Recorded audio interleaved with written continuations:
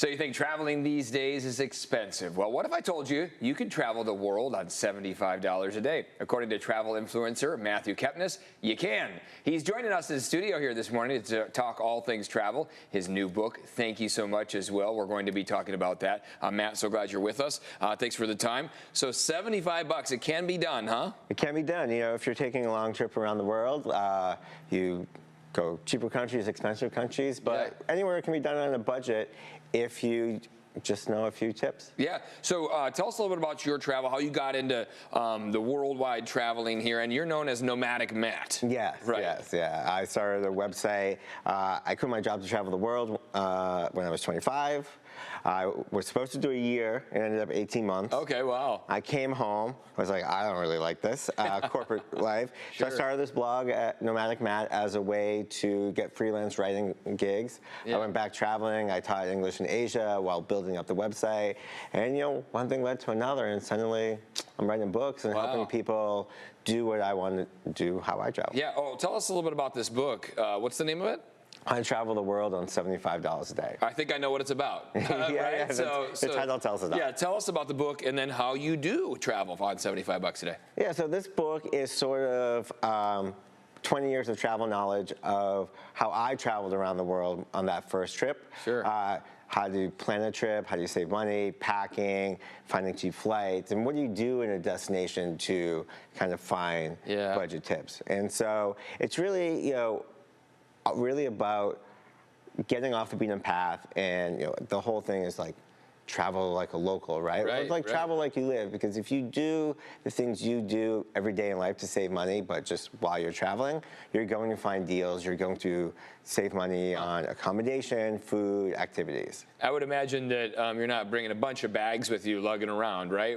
No, everything fits in your carry-on. Yeah, you got to pack savvy. Pack savvy, right? You know, one great thing is if you only have a small backpack or a carry-on, everything's got to fit in there, and so you're kind of forced to travel light. Plus, you can just wear stuff for multiple days in a row, right? Yeah, everyone else get it is doing cleaned or whatever. Yeah, laundry everywhere around the world. That's right. So where have you been? You've been all over the place. Where have you found it easiest to travel while you're on a budget? Yeah, so I've been to over 100 countries around the world. Yeah. Southeast Asia is one of the most affordable regions to travel on a budget. Okay. Central America, Eastern Europe, India. There's all places you can do for $50 a day. Okay. So how did you break down that 75? I mean, not to the penny necessarily for our viewers right now, but how do you kind of break it down? Yeah, so you know, if you're traveling around the world, you're going to go to Europe, you're going to go to Southeast Asia, you're going to go to Australia, New Zealand, probably Central South America. You do the little loop. Yeah. And so traveling on a budget, that's kind of what it averages out to. Yeah, okay, wow, that's pretty impressive. When you get there, you're looking for deals, or you have done some of that pre-planning ahead of time? I love researching, and this book will tell you how to research, because I find that the people that get surprised by pricing are the people that just didn't use the internet to like see how much things cost. Right. But if you're there, you know, one great tip is to go to the local tourism office. Okay. And talk to the people there. Their job is to tell you what to do. Interesting. But they also live in the city that you're visiting. So you can ask them, when you get off work, where do you go for dinner? Mm-hmm. You know, what's your favorite like lunch special place? Because they're not eating at touristy restaurants, right? Right.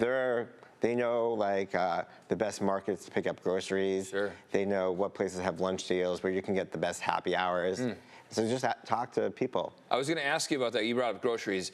Is this $75 a day, does that include going out to try out some of the fare, or is that include some grocery costs as well for breakfast, lunch, dinner? Yeah, it's a mix. You know, if you're staying in hostels or a hotel, you get free breakfast, right? You know, and then maybe you have a sandwich or something for lunch, or you go out for dinner, or you make yourself dinner. Yeah. You know, here every day we don't eat out every day, right? It's too expensive to eat out. So why would you do that when you're traveling? Yeah, good point. Plus, supermarkets tell you a lot about local cuisine and culture and like what's fresh there. So it's a good way to learn about the food of a place if you're going to a supermarket. Any tips on when to book, like how far out to look? I would imagine, I mean, you got to shop around for the best deals if you're trying to do it on a budget here.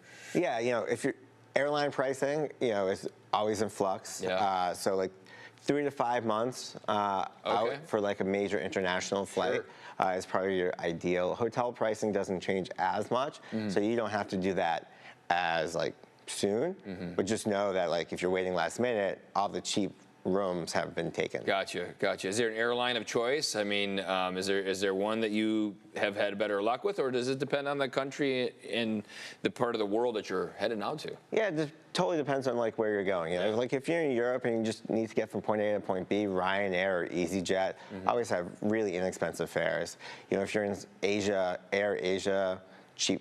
You know, they're like the spirit of it all. Okay, so someone that's thinking about maybe leaving the corporate life and doing what you do, or if they just want to learn how to budget their vacations better, take a look at this book of yours, and they're going to get some key takeaways. Yeah, you know, don't focus so much on the world and the 75, but it's really just about how to find deals, get off the beaten path, and just meet locals. That's awesome. Okay, well, where can we find this book?